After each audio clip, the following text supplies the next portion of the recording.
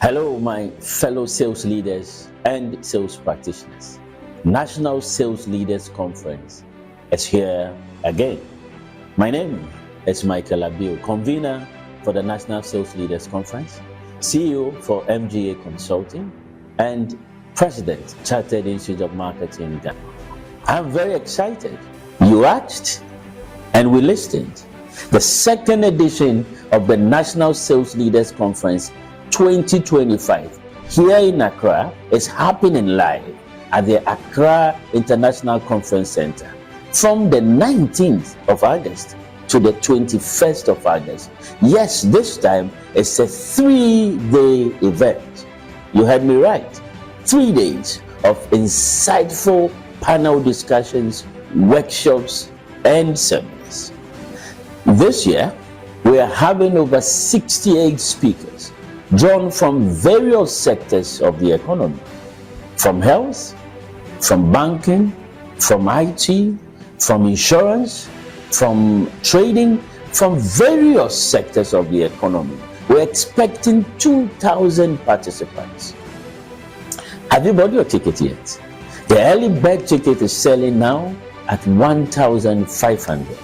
And yes, it is 1,500 for 3 days of learning, 3 days of interaction, 3 days where we interact amongst ourselves and we decide on the future of sales in Ghana together. 3 days where we decide on how sales would contribute to the development of the national economy. Take advantage of this and see you there.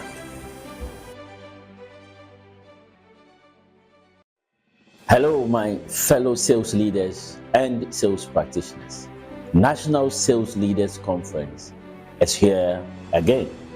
My name is Abbiw, convener for the National Sales Leaders Conference, CEO for MGA Consulting, and President, Chartered Institute of Marketing Ghana.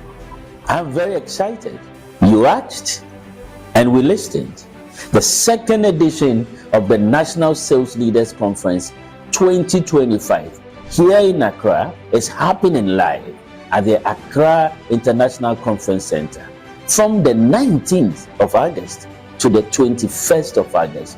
Yes, this time it's a 3-day event. You heard me right. 3 days of insightful panel discussions, workshops, and seminars. This year, we are having over 68 speakers drawn from various sectors of the economy, from health, from banking, from IT, from insurance, from trading, from various sectors of the economy. We're expecting 2,000 participants. Have you bought your ticket yet? The early bird ticket is selling now at 1,500. And yes, it is 1,500 for 3 days of learning, 3 days of interaction, 3 days where we interact amongst ourselves and we decide on the future of sales in Ghana together. 3 days where we decide on how sales would contribute to the development of the national economy. Take advantage of this and see you there.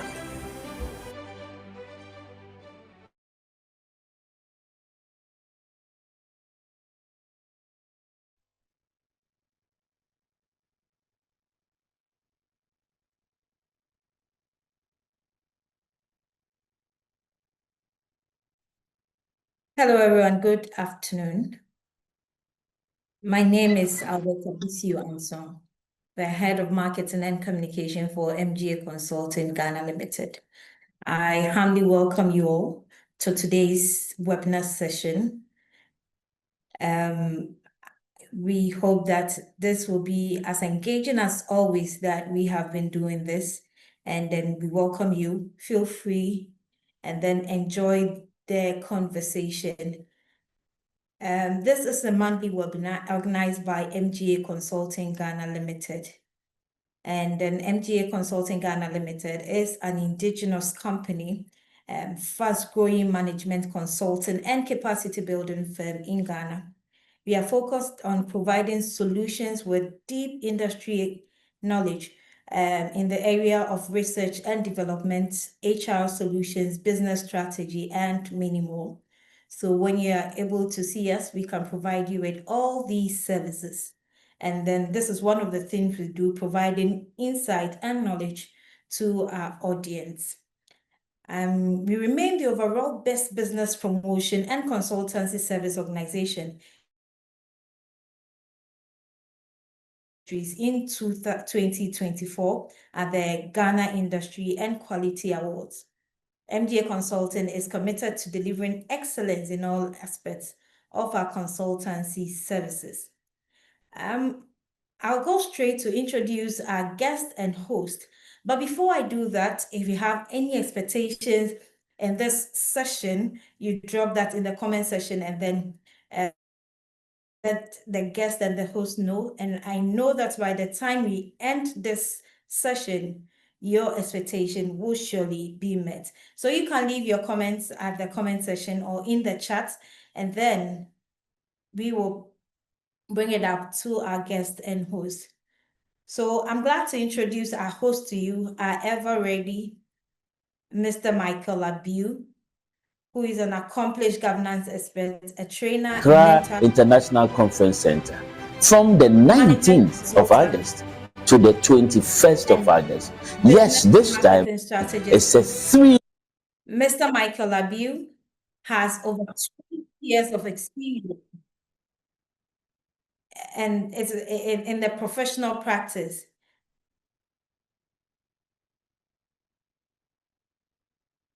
Currently, he is the president of the Chartered Institute of Marketing Ghana, CIMG, and he is the CEO of this noble institution, MGA Consulting Ghana Limited. He is also a lead consultant. His educational background, he has an MPhil in business administration, that's HR management from the KNUST, and a degree in entrepreneurship in corporate strategy from the Methodist University. Mr. Michael Abbiw also serves as an executive director of Supreme Trust Insurance Brokers Limited, and he's also a lecturer at the Methodist University and a board director for Telecel Ghana and GALSAC. He has trained over 2,000 professionals and successfully transforming organizations in MSMEs, banking, insurance, manufacturing, freight forwarding, engineering, and the public sector. Mr. Abbiw, you are welcome. Thank you very much, Alberta. Okay. We hope that today is going to be an exciting one as I continue to introduce our special guest, who is in the person of Professor George Kofi Amoako. Professor George Kofi Amoako is also a full professor of the marketing department at the Ghana Communication Technology University, the GCTU in Accra here, Ghana. He's the director at the Directorate of Research, Innovation and Consultancy at GCTU. He has honorary full professor at Durban University Technology from South Africa, and academic and practicing chartered marketer, that's here in UK. He is also a fellow of the American Academy of Project Management and also holds a PhD from London, UK. He also has over 30 years of experience in both industry and teaching as well. He has taught at both undergraduate and postgraduate levels in Ghana and in the UK. He's a lecturer again at Central University, UPSA, Lancaster University, University of Ghana campus, and Western University. Professor George Kofi Amoako, you're welcome.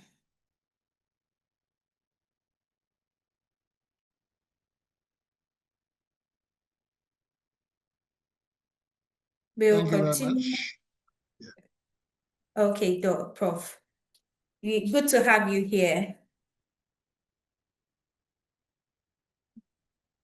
In order to have a smooth conversation, we would have to note some of these housekeeping so that we all enjoy the conversation and not be left out. I'm glad to let you know that we are streaming live on all our platforms on LinkedIn, YouTube, and Facebook as well. That's MGA Consulting. So when you visit these sites, you can share with your friends and your family as well to also join in this conversation. This session will run for 1 hour, 30 minutes, including Q&A, and it's going to be interactive enough. There will be opportunity for you to ask questions as well. So stay tuned to the end, and I know that your expectations will be met. Also, feel free to also enjoy the conversation and share your thoughts at the chat session. At this point, I don't want to waste my time. I will go straight and hand over to Mr. Michael Abbiw to take us through. Thank you. Thank you very much, Alberta, and good afternoon to our listeners. I think every month we come your way and we've been having various discussions. Today we are looking at sales metrics that matter. And I'm very honored to host, the venerable Professor George Amoako. Prof, thank you very much for taking time off your busy schedule and coming to share some thoughts with us. Thank you, Mike. Yes. It's a pleasure. Thank you. But Doc, I want to go straight into the meat of the matter because some weeks past you realize that participants are saying we don't have enough time to interact with them. And so let me go straight. Prof, you've been at Farm Milk, you've been at Mechanical Lloyd, selling. Now, Harvard Business Review says that when salespeople, when organizations start focusing on high-performing sales teams, those teams perform 2 times better. When they are looking at metrics that focuses on high-performing teams, I just want to understand this whole subject matter of we as salespeople, we as people leading organization being concerned about sales metrics. And in the past, all that we know was HR metrics and other operational metrics. Why sales metric? I want you to start us off with your general thoughts on why the people who are on the call right now, they've taken the best decision to be here. All right, thank you very much, Mike. I'm happy to be here, and good afternoon to all of you. Good afternoon. Yes, I mean, you are asking why sales metrics? Yes. It's an interesting question because organizations thrive on revenue. And revenue comes from sales. And salespeople execute activities that will bring in revenue. And salespeople are measured. Their success or failure is measured by what we call this, the sales metrics. So when we say sales metric, we are looking at quantifiable measurements that we can use to assess a sales team or an individual salesperson. So if you're a salesman or a saleswoman or a sales rep or a sales manager, how do we assess you? What do we use to assess you? That is what we call the sales metrics. In other words, if you want to look at your performance, what are the key pointers that we will say that, oh, okay, you are doing well or you are not doing well? That is basically what is the sales metric. So it's performance measurements, looking at the issues that we can use to judge your performance. So what other people call the key performance indicators of your role as a salesperson. Yes. And it's also important because, I mean, without that, organizations cannot measure their success in terms of their revenue. Yes, their revenue, yes, basically. It is said always, and I think I'm a salesperson, sometimes we get frustrated that when we talk about sales measurement, what mostly the organizations or employers will be looking at are only the revenue numbers. Mhm. My question is this. Is it all about the revenue numbers or sales metrics go beyond these revenue numbers? All right, Mike. Yes, traditionally, we've looked at revenue, how many sales calls you have made, how many sales you have been able to close. And that is like the beginning and the end of the rope. But in between, what will result in initial contacts and closing the sale.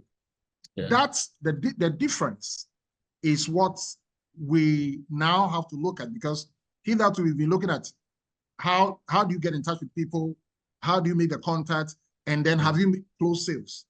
But we've not really been looking carefully at in between what others call the pipe from the beginning to the end. What is happening, the efficiency. Now there are some key terms that we cannot ignore now in our modern marketing orientation or concepts. What we call the customer lifetime value, for example. That's true. So is it just the contacts or closing the sales? No, we have to look at what is the quality of the relationship between the customer that we have contacted and then the organization itself. How is the person that we want to sell the product to? How does he see the product? Yeah. How efficient is our communication with this person? Now, the sales process itself, if we made a contact with a person, how if the person wants to come and make contact with us and buy a product or make inquiries, and then maybe he wants to go online and make some interactions, how efficient is that system? You know, so these processes are the key things we have to look at now. Instead of just looking at, we have made contact with the customer, have you made the sales? Have you closed the sales? In between, the customer is satisfied, he's not satisfied, he's partially satisfied, he's not totally satisfied, he doesn't even know the head and tail, he doesn't understand the product, he doesn't understand his own need for the product. These are the dimensions between getting to know the customer and closing the sales on part of you as a salesperson. So I think, I mean, traditionally, like you asked, it's not just closing, but ensuring that the customer is satisfied and ensuring that you keep the customer for a long time. That is why I mentioned the customer lifetime value, which has become very, very critical now. And then to end this part, I would just say what we call the customer insight. Do you know what the customer wants? Do you know what the customer knows? That is the insight. That will determine whether the customer will go away, whether he will come back, whether he will make recommendations or not. No, Prof, listening to you seems to feel like you've been hiding in some of my training rooms. Because sometimes when I'm talking to sales leaders and organizations, the argument has always been that we need to start rethinking, how we measure salespeople. We need to start looking further beyond how much numbers have you been able to make, how much calls did you make, and now start looking at the whole what we call spectrum of selling. For instance, how often I engage in activities, lead generation activities, has a relation with how much leads I get. Okay. The type of communication and how I speak to them when I get them is very important to whether or not we'll be able to achieve what we, a more sustained business where our customer, the customer lifetime value would go up. And therefore, shouldn't organizations be shifting away from just measuring salespeople with these old traditional, metrics, and start focusing and adding some new metrics? And if yes, what are some of these new areas you think we should be looking at when we look at sales metrics? All right, thank you, Mike. I think we've made an earlier observation where we even some have mentioned what we call pipeline velocity in sales, where that means that you are looking at the time that the contact is made, and then the rate or the speed with which the contact, the potential revenue, you know, because you are getting in touch with the customer, you want him to come and make a sale, bring revenue. The rate at which the time the contact is made, and then the time the revenue comes into the company, into the kitty. Yeah. That must be measured. What is the efficiency? Now, how does the salesman or woman himself or herself, how does he carry himself about in terms of delivery, in terms of his communication? Yeah. Now, how effective is the salesperson in terms of the gadgets he's using, in terms of the data he or she has? Because we are living in an information age. But Prof, I wanted us to look at aligning metrics or this whole sales metric with corporate strategy. You know, salespeople cannot behave in isolation. I don't know if you understand. And how do we do that? How do we go about looking at all these sales messages? For instance, I've heard you talk about customer lifetime value, measuring salespeople on customer insights, apart from the usual revenue and the number of calls. One of the things that I have learned also today is pipeline velocity and measuring people based on pipeline velocity. Now, how do we look at sales metric and align it to, for instance, the long-term strategic objectives of the organization in terms of, for instance, market expansion or profitability? How do we get those alignments? Okay, thank you. Basically, we should be aware of our business objective, the corporate objectives. I do training and advise organizations that I've done training for to now write and print and display their corporate vision, their mission, their values in every office. Now, if people don't know where you are going, they cannot go with you. So from the beginning to the end, I always recommend that, look, I've been to organizations, done training, and it's like the mission statement and the vision and the values and the goals are confined to senior management. You go to the office and they are well displayed there. That is all. But that is, it doesn't help. Every Tom, Dick, and Harry, the gate man, the security person, the cleaner, the kitchen person, must know where we are going as an organization. That culture must be there. So in other words, we must know where we are going in terms of our long-term, our short-term goals, our values. If we know, then of course, I'm assuming that the sales team, the sales department is aware of the corporate goals we have. And therefore, whatever metrics we design, whatever key performance indicators we choose, is supposed to help us achieve our corporate goals, you know, our corporate goals. So, for example, if we want to be number one in terms of customer satisfaction, and we are number two, then we have to develop our metrics in such a way that we can measure what will take us from number two to number one, and what is the time range that we will be able to achieve that. So that if we design our sales matrix in this terms, then it becomes what we call SMART. It becomes specific, becomes measurable, becomes achievable, becomes relevant, it becomes time bound. Then we can function and design our sales activities around this metrics, and therefore it will help it to be easier to achieve that. So you have to align your sales activities your targeting, your sales targeting, your monthly revenue targets, your planning systems, all those things you design, it should be in line with our corporate objectives.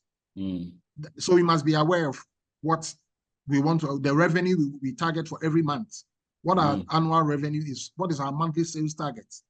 How do you should be able to break them down and then work accordingly for that. Therefore, because you are asking that we align our metrics to corporate objectives. If you do that, it means that you can go to management and ask for something about support. What are the materials we need to be able to meet the customer better, to be able to follow up on the customer, to be able to meet, to engage the customer better, to be able to listen to the customer better. We can make those demands. Then we are looking at spending. And therefore, how can we achieve that if we don't have the cost? So aligning your metrics with your corporate objective is so important. And you should be able to convince management why you need this to be able to do this. Yes, thank you. But let me also ask you, are there tools? Are there tools available? Are there frameworks that salespeople who are looking at, applying some of these metrics as you are discussing can start using? Because let me just give you an indication. So we have a message from one of the participants, Christiana, who's saying that I work with an insurance company where meeting targets for each week is paramount, and every other thing take backbench, where incomplete business or business in pipeline are not even counted. How do we get other metrics to management?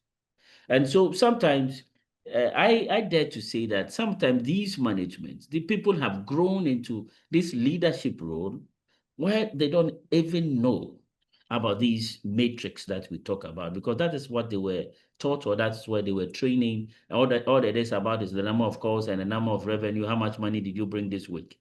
Are there tools available or frameworks that such people can start looking at? Oh, definitely there abounds a lot of tools. Example is a customer relationship management tool, CRM. This is a very popular tool that can be used based on the once again, customer insight. What do you know about the customers? And of course, there are other tracking tools and tools that you can use to track your customers. They are bound online. It depends on whether you are in the service industry or which sector you find yourself in. In fact, we can customize, we can approach our IT folks to design specific metric-based programs for us. For example, we can design a specific artificial intelligence system that will track a specific behavior on, for example, on our websites.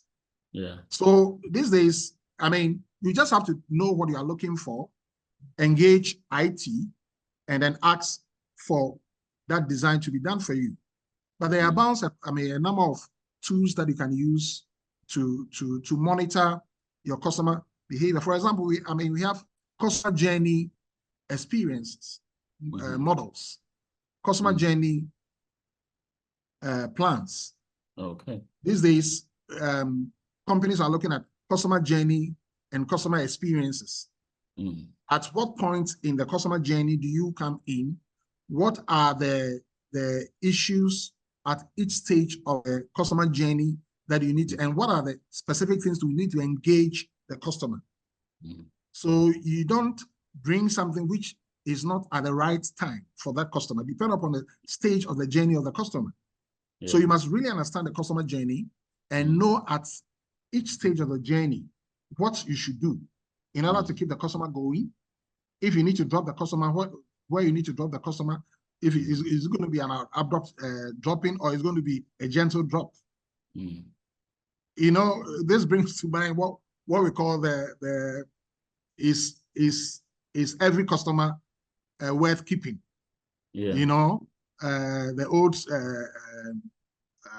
saying that the customer is always right.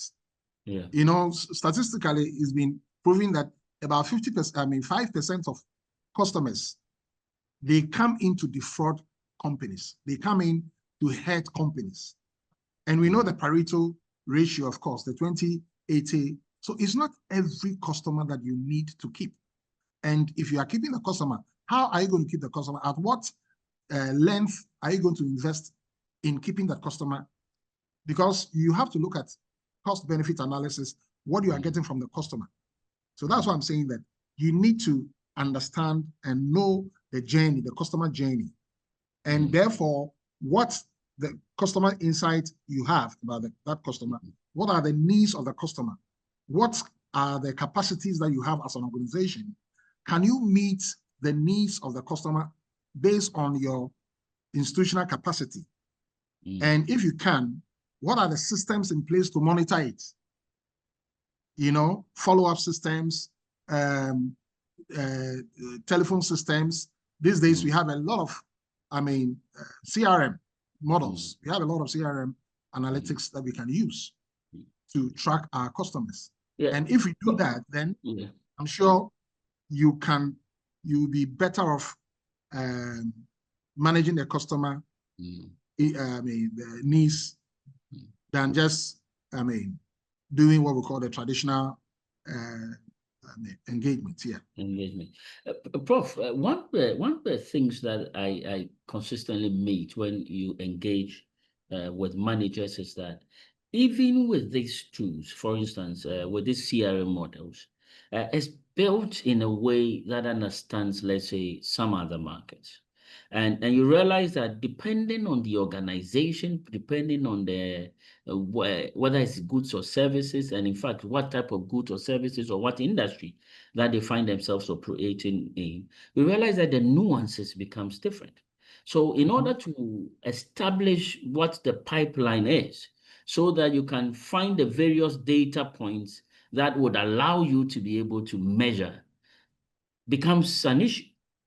And that also brings to mind, and usually once you are doing these things, one of the things then we start realizing is that there is a gap when it comes to data. And therefore, the preaching, in order for us to be able to measure effectively sales and its performance, is for sales managers or those who are in charge of sales teams to apply what we call the data-first culture, so that they can be able to now to feed into these frameworks and these platforms and be able to measure their people.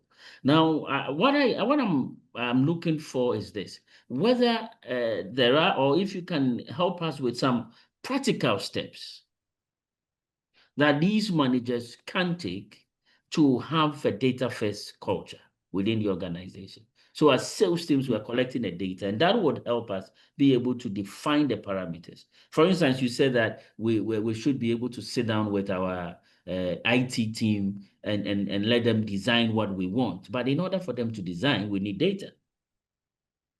How do we build those data? Mike, I think it's an interesting question you have raised. If you look at the market research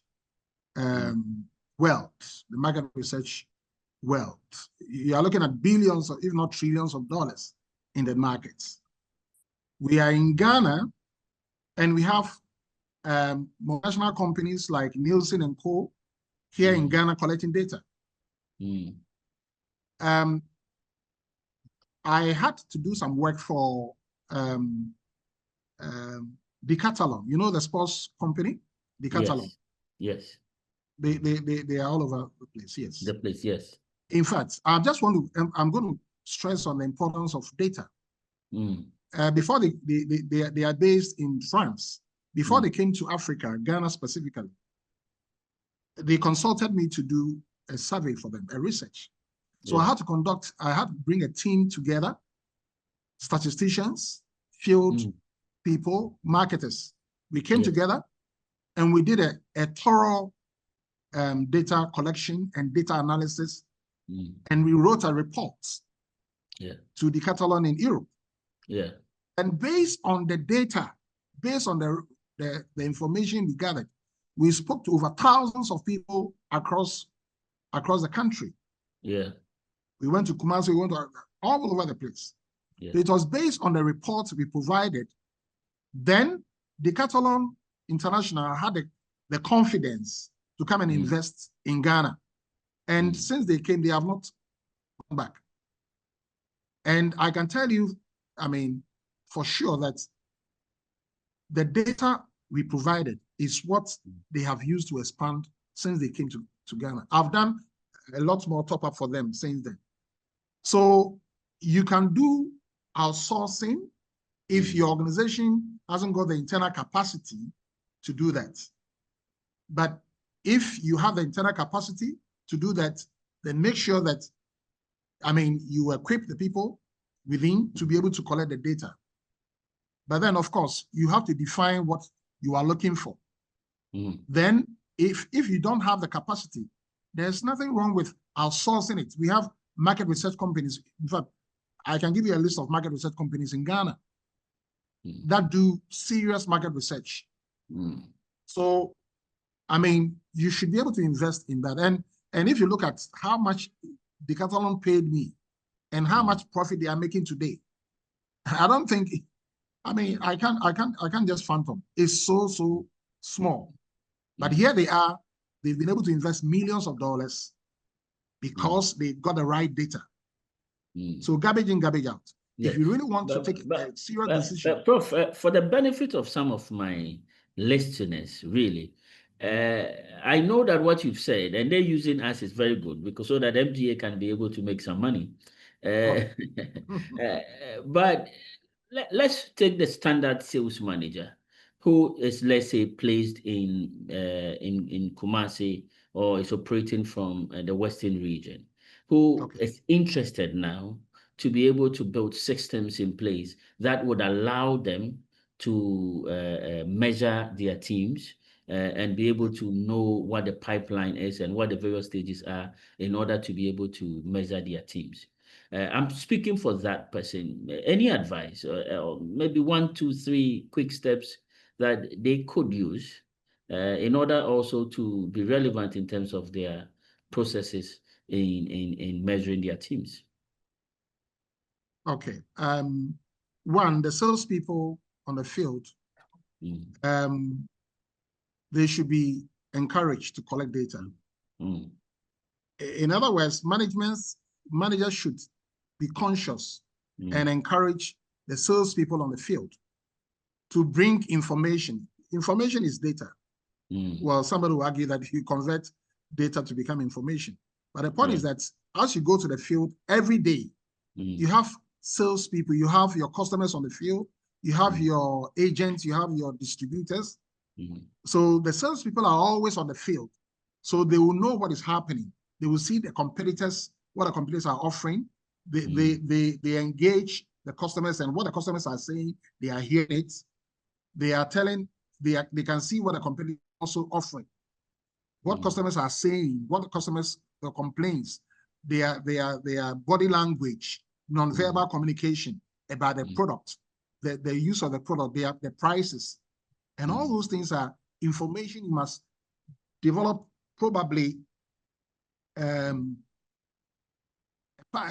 Develop a system or a questionnaire or something that the salespeople can complete in addition to their regular sales activities. So that when they tell you what people are saying, what customers are saying, what competitors are offering on the markets, and the behavior of even distributors, because, you know, on the field, some will be selling our product at the same time they will be selling other competitors' products. What the margins that the distributors are getting on the field, what customers are saying about our product compared to the usage compared to our competitors. These are all information that should come to us. And ideally, if you get it through the salespeople, it will be great. So simply put, I let the sales team sit down with them and discuss the importance of this. Let them know it's part of their the sales their activities, selling activities, and encourage them to bring in that information. In fact, some organizations even give incentives for salespeople who are able to give them some data, and that means, you are using internal staff to gather your information. Okay. So like Mike is saying, MGA Consulting is ready to help with that. So, baseline research, basic things, let them gather the information before, if you want to now focus and do a much more detailed research activity, then you can go ahead and do that. But at least every now and then, what is happening weekly, monthly, you can gather a lot of information about the marketplace through your salespeople. Yeah. And some organizations even reward distributors for that if they bring in information here. Yes, and I think it's also good, and mostly in discussions like that, I want to really talk about my salespeople, because that's who I am, a salesperson. And you know, there was a study just late last year by McKinsey and Co.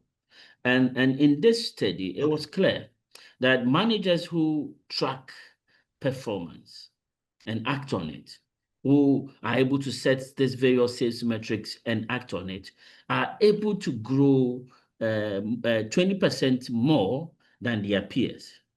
Whoa. That's a known fact. However, that young salesperson who is listening to us is already getting jittery. You know, even the two that with their measuring is already burdened. I'm already burdened. And now you are saying that now they have to find a lot more metrics, you know, to measure me on. So now we have to find out how many times is the person socialized. We need to find out how many times did the person visit clients, how many clients were visited, how is the person segregating their customers. You want to, and you talk about even the pipeline velocity, you know, how fast am I moving the business from beginning to end. Now you want us to measure all that. And so the question then becomes, just to keep them a bit more comfortable, how then should managers or leaders balance this whole metrics and performance into looking at how we can develop them in order for them to be able to give us these numbers or meet these metrics? Where should the balance be? All right, thank you, Mike. I think this leads us to looking, how do we link our metrics with predictions, our forecasting, you know, because there are so many metrics. In fact, I have listed a couple of metrics here. Maybe later on, I'll just list, for the sake of our listeners, I'll just mention some of them. Just to have an idea about the metrics. And then you can prioritize the metrics. Okay, which ones do we have the capacity to achieve? So here again, if you're a sales manager, you have to be realistic. Please, you have to be realistic. Being realistic here simply means, have you empowered your sales force? Have you trained them? Can they do what you are asking them to do? Have they been equipped to do that? That comes through training. And that is one of my favorite areas, training, coaching. So if they are aware, is what we want to achieve as a whole. So teamwork is also important. I mean, we are all the general scope, know what our annual sales are. We all know the challenges. We all know the position in the marketplace. We know the market leaders. If we are not the market leaders, we know the gap. How do we achieve it? Long term, short term, and then how do we get it done? Sales target. Are they? I mean, I've mentioned realistic already. So here, I'm assuming that what you are giving the salesperson to do within the period, the time frame, the person can actually do it. And you have actually equipped the person to do that. Of course, you must have your monitoring system. You must have your gadgets in place to monitor the salesperson and also to incentivize the salesperson. Now, if these things are there, it's an issue of mutual communication. So that the person doesn't think that you're giving him a burden that you yourself are not helping to carry. Yeah. You know, and that is where incentives also come in. If the person knows that, look, if I'm able to achieve this, this is the grand objective. If we get it, I'm getting this from this. The person becomes committed to the goal. And then, I mean, I'm creating wealth for all of us to share. Because if you're a salesperson and you are asking for increase and you are not adding to the cake, but you are asking for increase, then you are not really being realistic yourself. So there must be a balance where the salesperson knows that indeed I'm being equipped, I'm being trained to deliver. And where I have to do, where management is asking me to put in what I have to do to get what I want to get. I know that is there. I mean, and management is also being transparent enough. That is where the metrics, the transparency, accountability comes in, where you are being transparent with the salesperson. He is also being transparent with you. You know, so and then it's a mutual trust. Yeah. So one of the key things that you've said, and I just thought that I needed to use this as an opportunity to announce, is the fact that as we look at metrics, as we look at measuring our team members when it comes to sales, we needed, one of the key things is to ask ourselves, have we built their capacity enough? Have we developed them enough for us to be able to, have we given them the tools for them to be able to deliver on the metrics which we are looking at? And by that, I wanted to basically announce the National Sales Leaders Conference, which is one of the premier training environments that MGA Consulting in partnership with Core Event Solutions brought. Last year, for instance, we had the likes of yourself and other key speakers, and I remember and I've listened again to your videos on personal branding. And so just to announce to our listeners that National Sales Leaders Conference is coming on this year. It's from the 19th to 21st. It's 3 days. There is the entry fee, the registration fee, participation fee is 2,500. However, there's an early bird ticket that has reduced it to 1,500, and it is ending by the 30th of this month. So if you're listening to me now, it's good that you joined. So I'm giving you this information, this support. Take advantage of the early bird ticket because after the 30th of June, it shifts to 2,500 per participant. And it's 3 days of interactive sections. This year, we're having 24 different sections, 12 panel discussions with senior experienced people within the environment of sales. Prof, you were indicating as we move on that there are some metrics that you had, and you would share some of these metrics with us. I know, for instance, there are metrics such as measuring I the was, monthly, you know, but I wanted to put the metrics in some small context, if you would allow me.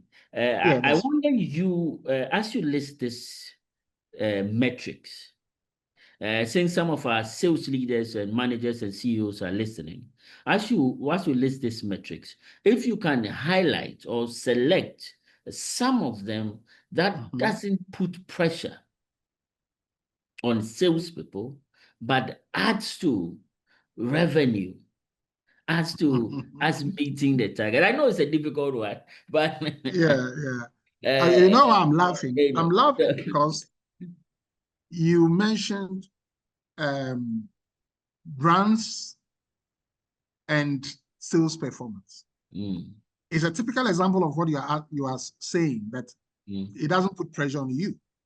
Is you may not necessarily measure it as a metric, but it is.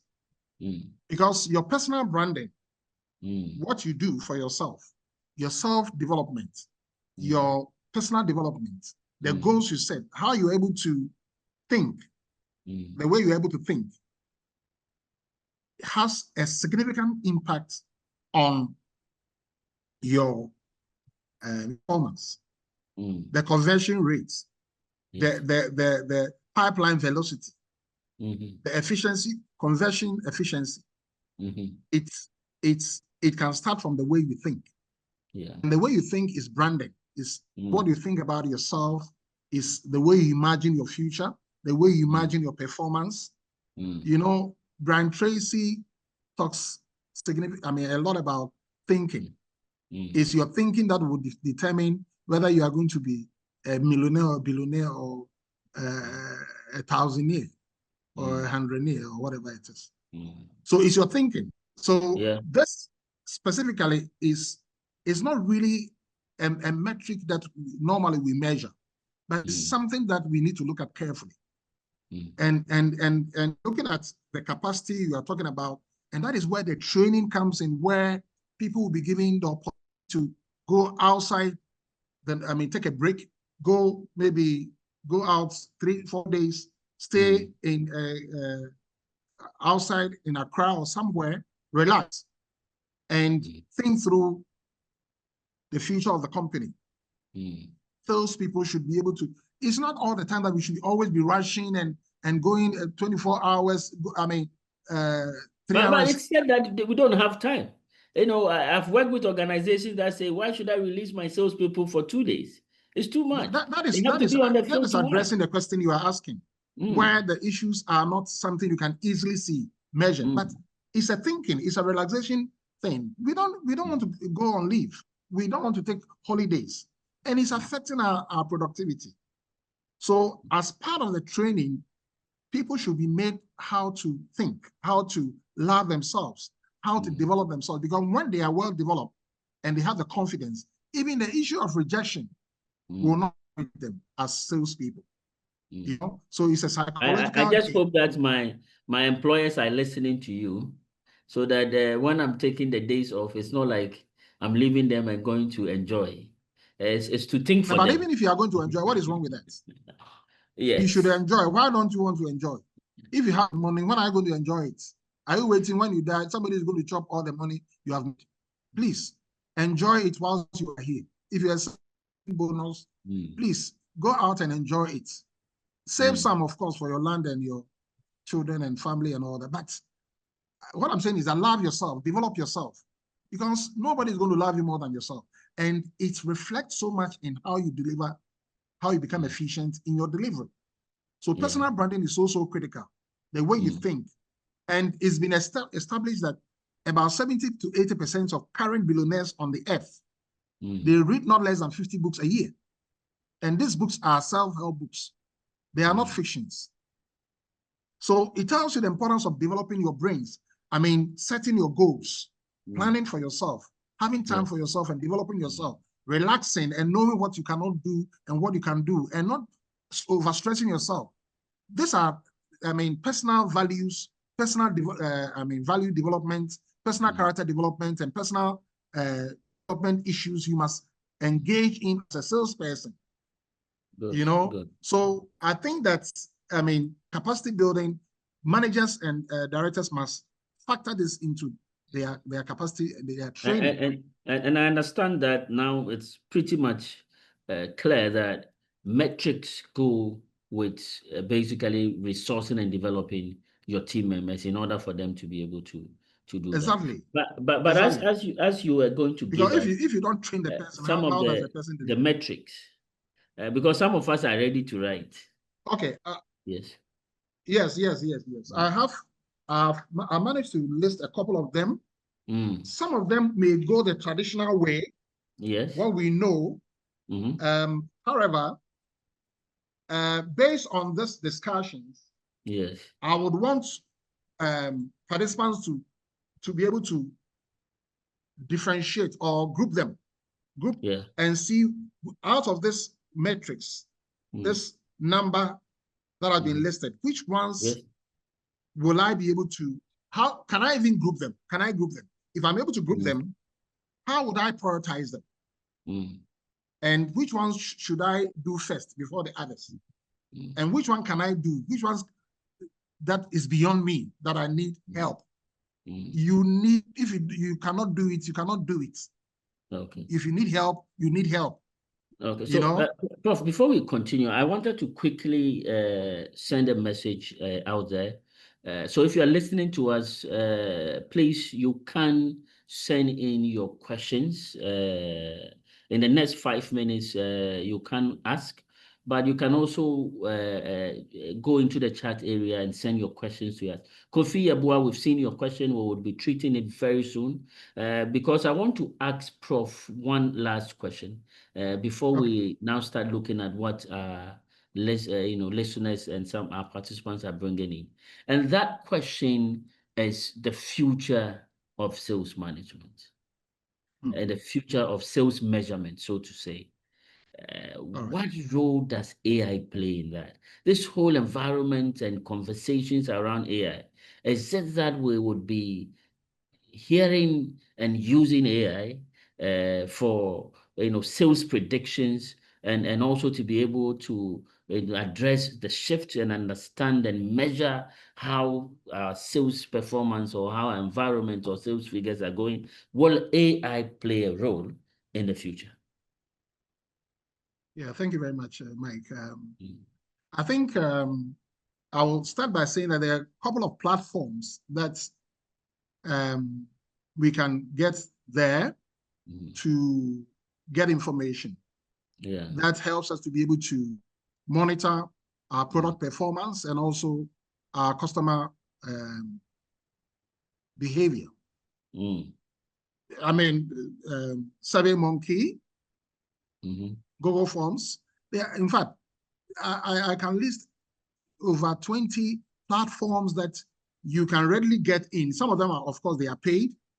You may have to get in and pay for your data to be given to you. I mean, you can customize your product or your service.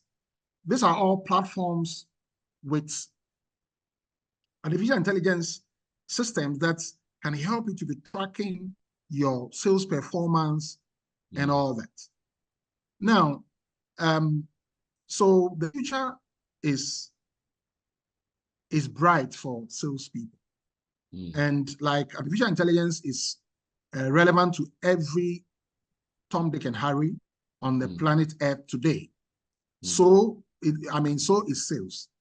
So, I mean, if we have it, Google Analytics, we can see how Google Analytics can tell us what our customers' activities are on our websites. The rates, how long they stay on our websites, their engagements on our website, whether they are happy, the attrition rate, and all those things are there. These are artificial intelligence at work already. And looking at the future, it will even become much more demanding for us. I mean, like I said earlier, you need to consult your IT and then find out what you want, what you need, what is the demand based on customer insight. And can you craft a product or a service that will meet the need of the customer? And how does artificial intelligence comes in to help you to be able to meet the needs of the customer? And we are there, we go to areas, you go to education. I can give you a typical example of an education platform. You go there and immediately you get there, they ask you, how can I help you? These are the products available. Postgraduate programs are here. This is the latest. And already they are, as soon as you get their website, they are inviting you. They are saying, hello, you can see it. Hello, can you get back to me? How can I help?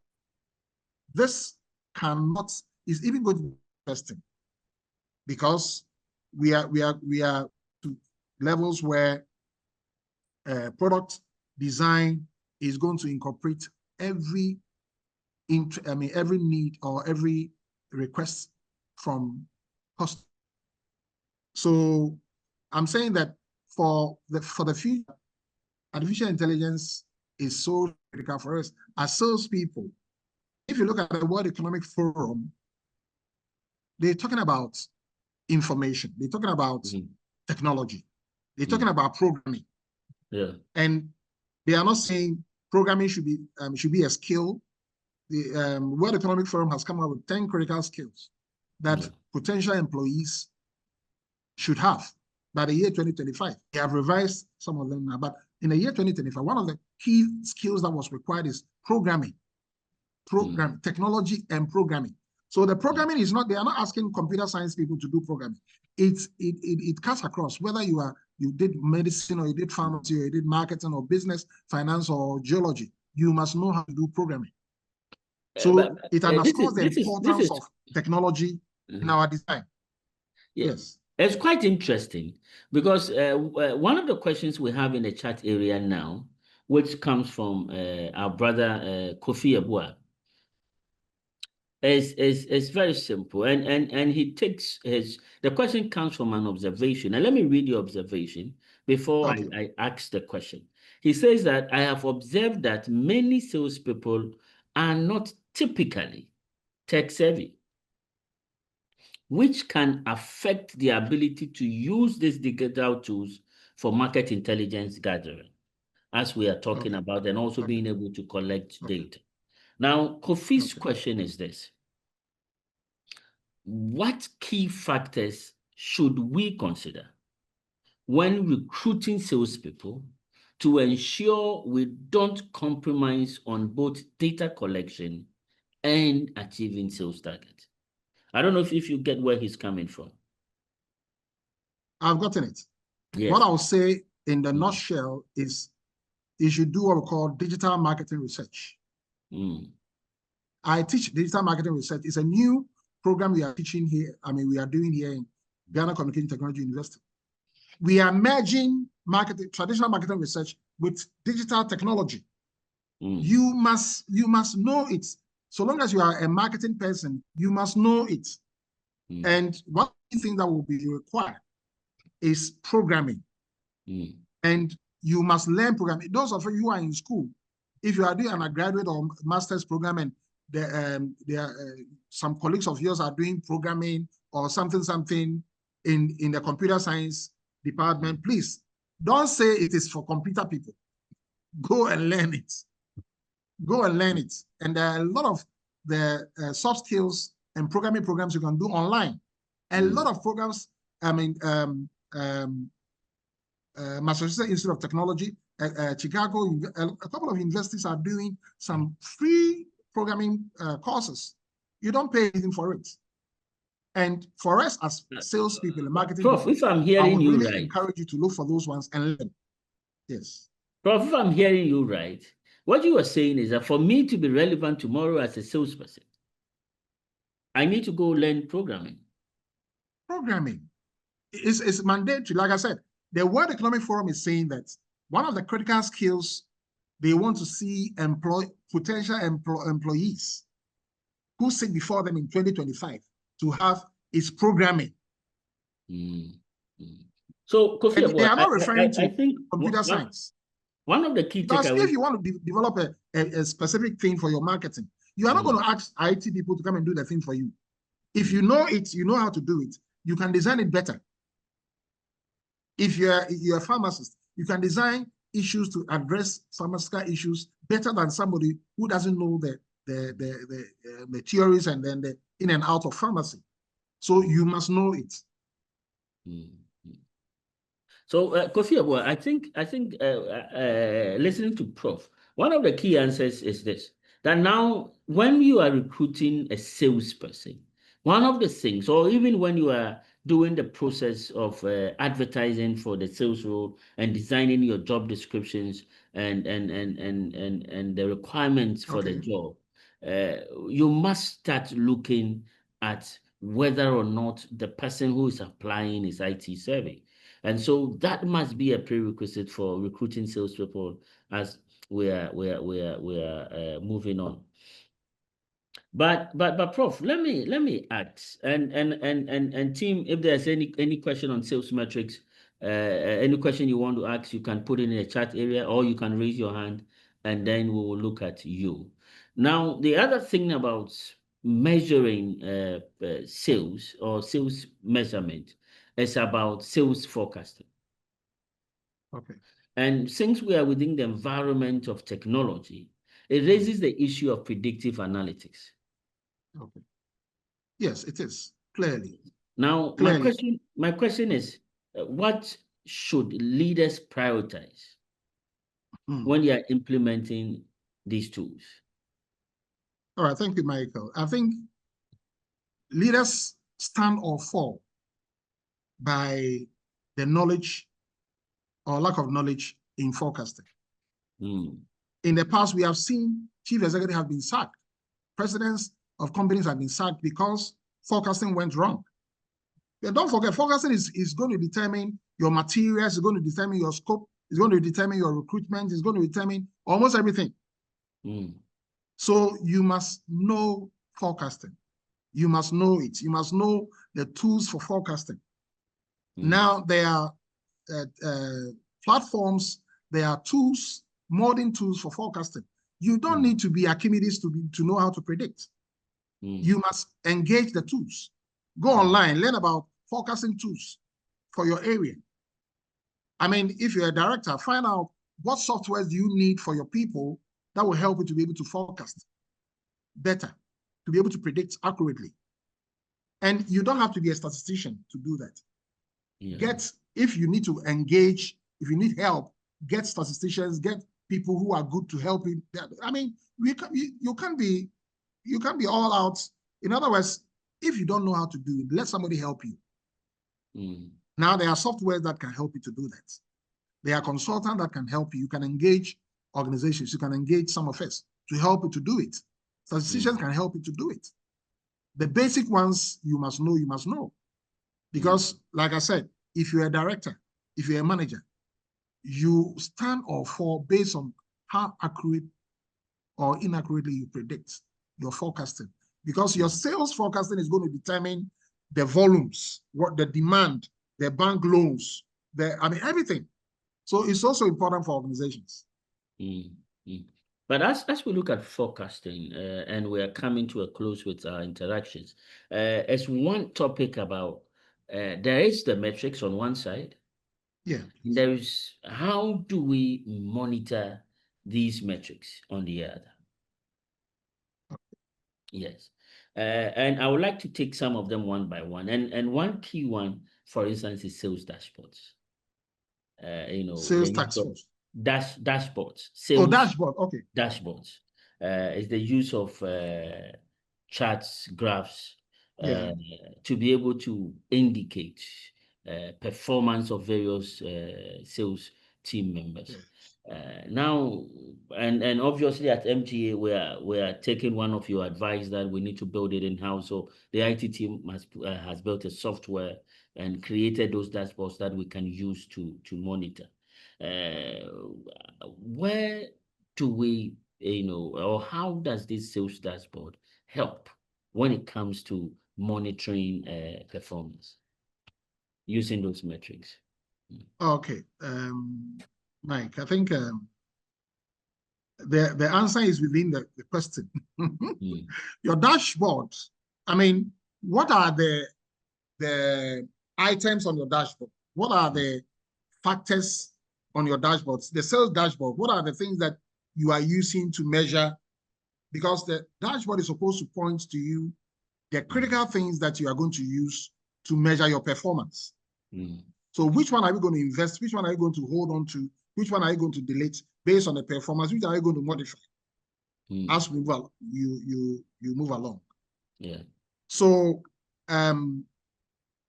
definitely you must set systems in place to monitor, right from the sales level, the salesman level, the supervisor level, the regional sales manager level, that sort of thing. I remember in Fan Milk, we were having issues with sales activities, tracking salesmen. And those days, you would pick a car, a pickup, you go to Eastern region, you are going to deliver, you are going to sell your yogurt and your Fan Ice and whatever it is. You go and then you come. If you come in late, you said, oh, you had issues with the car, blah, blah, blah. Who can challenge you? So what we did was, what management did was we bought tracking equipment and we fixed them on all our sales cars. So every single place you go, when you stop, the system is telling us. We have connected it. And these days, we have a lot of systems. Thank God for satellites. We can connect things and we can monitor salespeople on the field. In the same way, depending upon what we choose as our items, our metrics, we should be able to tell us that, okay, this number of items are going down, this number of items are coming up, this is how many products are left, and therefore we have to order. It must be a system that you develop within your ecosystem. Okay, so whether on the field or within. I see the stock movement as one of the key things that one wants to measure or see on the dashboard. Yes, definitely. Product-based stock movement, service-based, sales that is being done. But I want to put the next questions this way. I'm going to make a list of some other things that I think we should look at for when we are looking at sales dashboard. And so I can have some quick comments from you. Okay. For instance, monthly sales growth. Okay. Is that something we should have on the dashboard? Oh, definitely. Definitely. In fact, it's among the key performance indicators. The metrics is there. What about I have 21 of them here. Okay, good. And then average profit margin? Sorry? Average profit margin. Yes, is there. Average cost per lead, retention and churn rates, lead to sales percentage, and then sales per rep. Yes. We have average purchase value. Yes. Quote to close ratio. Of course. I think at some point you go a bit low. So yes. Oh, okay. Quote to close ratio. And so if you can bring it closer, the list closer to you, because when you look at us, we hear you better. Oh, okay. We want to take note of some of these things that we must have on the dashboard. We need to measure this. Okay. KPI. So yes. Average profits margin. Yes. Average profit margin. Good. Monthly sales bookings. Monthly sales bookings. And what is that? Monthly sales bookings. You book in terms of your transport, in terms of your logistics. So if for example, those of us who travel across to go and deliver products across various regions. Yeah. What are the issues that you need to book ahead of time? What if you need to engage some people over there at the time you are going there in 2 weeks' time? You need to engage somebody. You need to book a hotel. These are all logistics issues. These are the things that are going to support you to deliver your sales targets. Okay. Then we look at average purchase value. Okay. So you look at each customer. Yes. I mean, the purchase value of each customer, and then you divide by the month. So should it be high? Should it be low? It depends.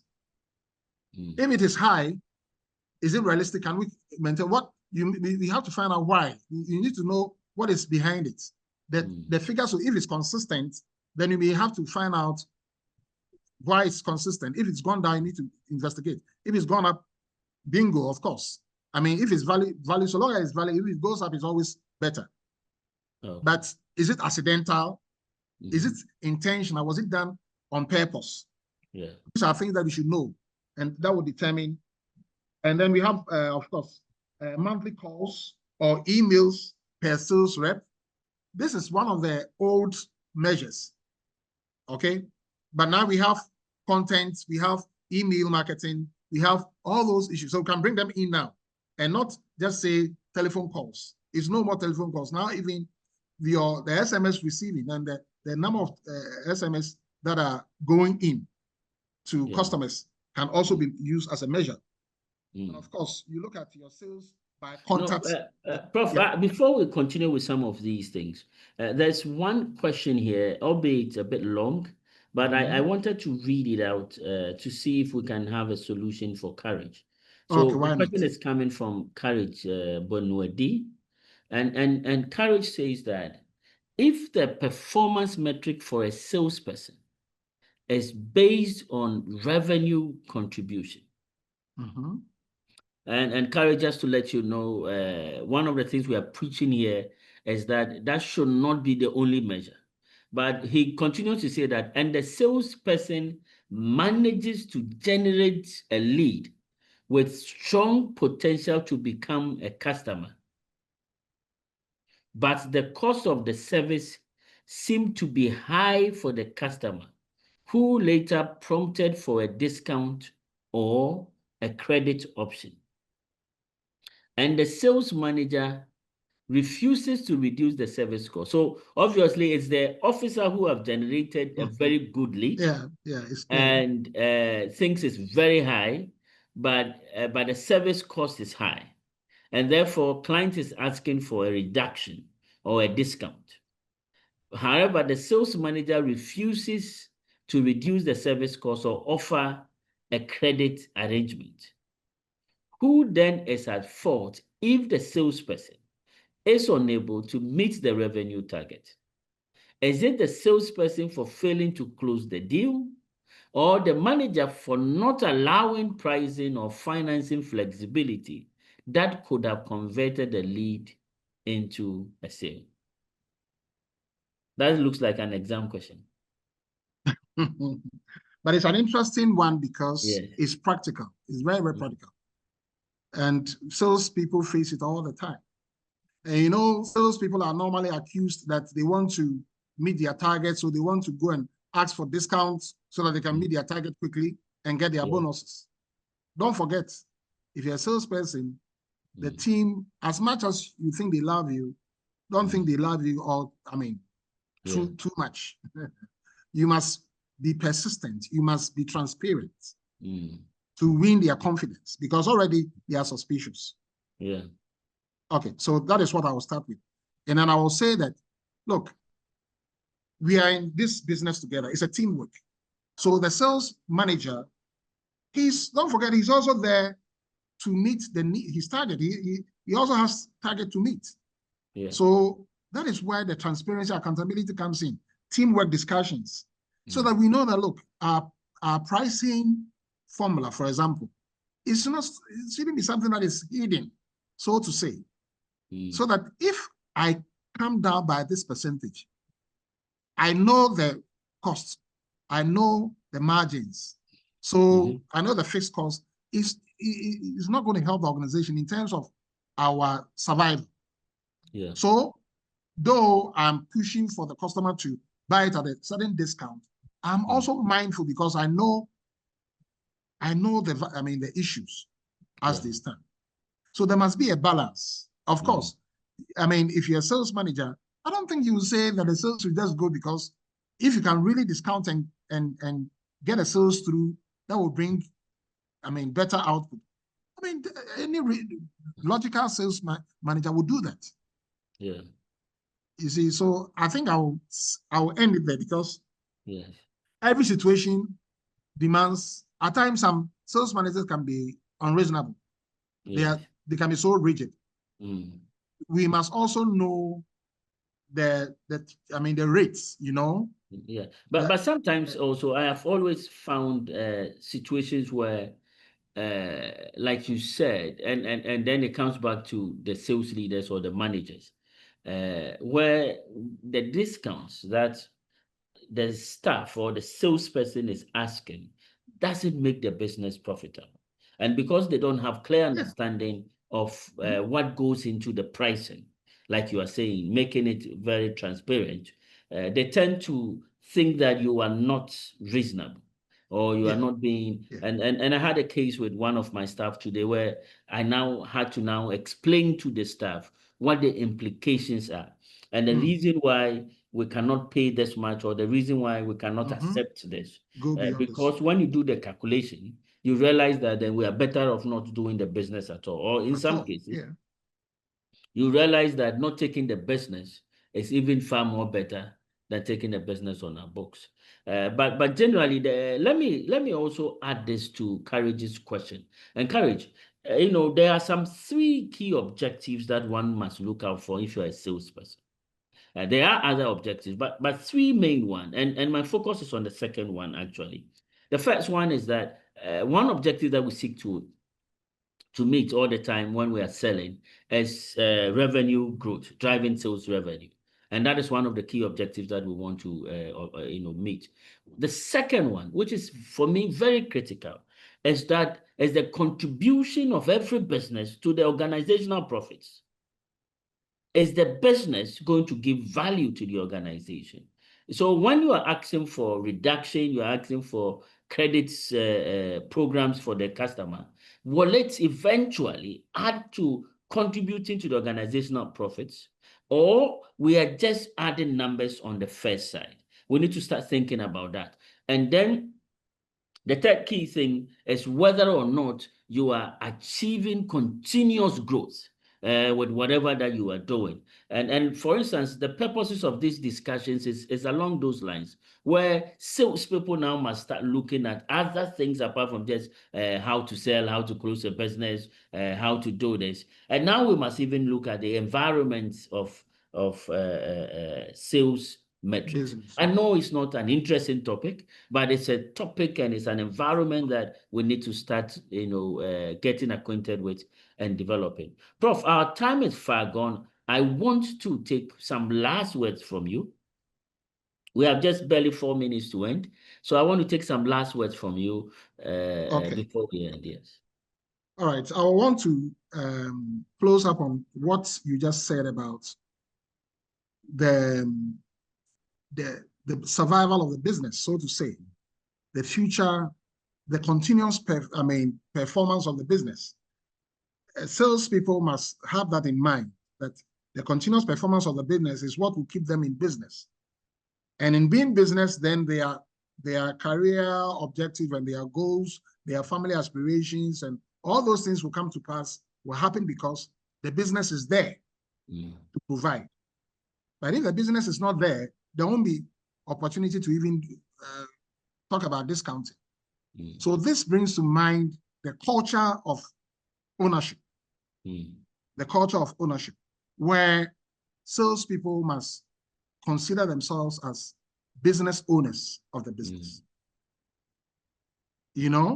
And it's vis-a-vis. Managers must also encourage. That is why I said earlier that I believe organizations must communicate their mission, vision, and values to everybody.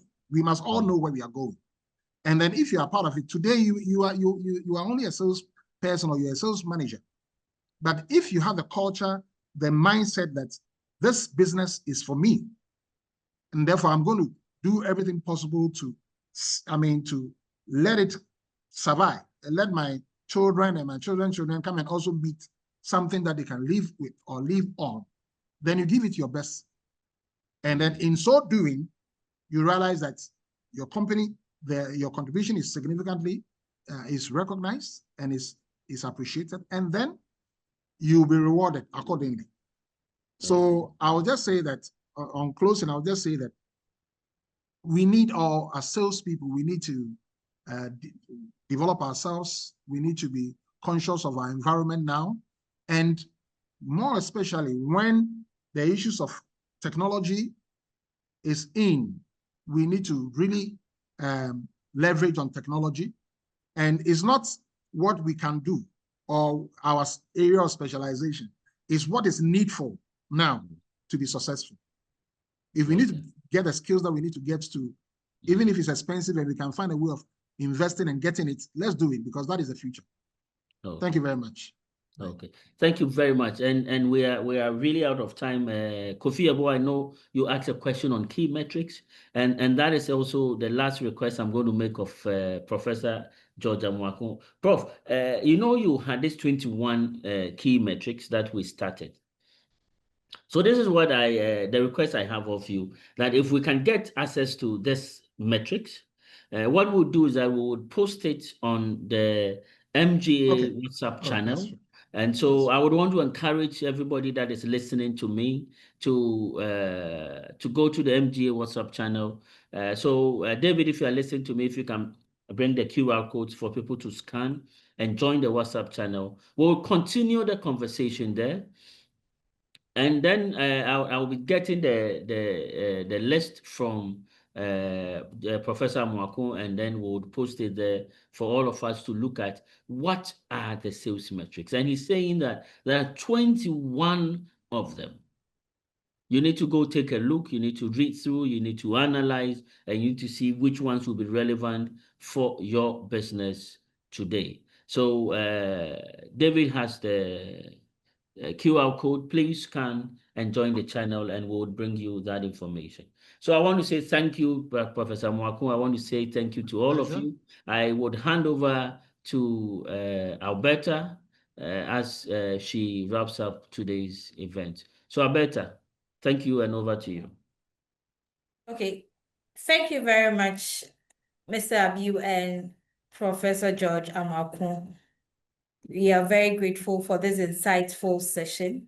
It has been wonderful as always, and then there's always a key takeaway. We take something out of MGA webinar series, and today is not different because we are taking home. And if you're constant on MGA webinar series, you will realize that always there's something about data. We talk about data. All the speakers that we've had always talk about data. So if you're here with an organization, or you have your own company, or you are a personal salesperson, then you don't need to run away from data. If you run away, data will also chase you. There have been a lot of ideas that has been given by Prof and Mr. Abbiw as well. Thank you all very much. And I'm happy to announce that our next webinar is coming up on 23rd July 2025. Mark your calendars, and we are going to meet same time at the same spot. That's on Zoom and other platforms as well. And the topic will be the future of work, trends shaping modern workplace. The future of work, trends shaping modern workplace, and the time is still 3 p.m. to 4:30 p.m.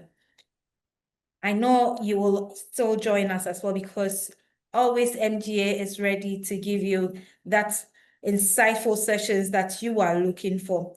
Ladies and gentlemen, we are very grateful as we bring the session to a close. Thank you very much for joining us. And we are very, very grateful for your contribution, for your participation, and then engagement in the sales metrics that matters, measuring what drives growth. I know you have taken something out of today, and you are going to use it at your workplace. Kindly follow us on all our social media platforms and our WhatsApp channel as well. When you're on our WhatsApp channel, just as Mr. Abbiw said, you get access to a lot of information about MGA. You know, we are into HR solutions, so there are a lot of employment opportunities on the WhatsApp channels. There are also sales insights as well, and research insights as well. So we encourage you all to join the WhatsApp community of MGA Consulting Ghana Limited and be abreast of anything that is happening at MGA Consulting Ghana Limited. Again, I remember boss Prof talking about trainings, and then we have our monthly training coming up as MGA Consulting Ghana Limited on 29th to 30th July. That's our July training, and the topic is on prospecting and lead generation. So if you're a salesperson out there, this training is for you. We are going to learn a lot more about prospecting and lead generation. Once again, thank you for joining MGA Consulting Ghana on its MGA Dialogue series. Thank you.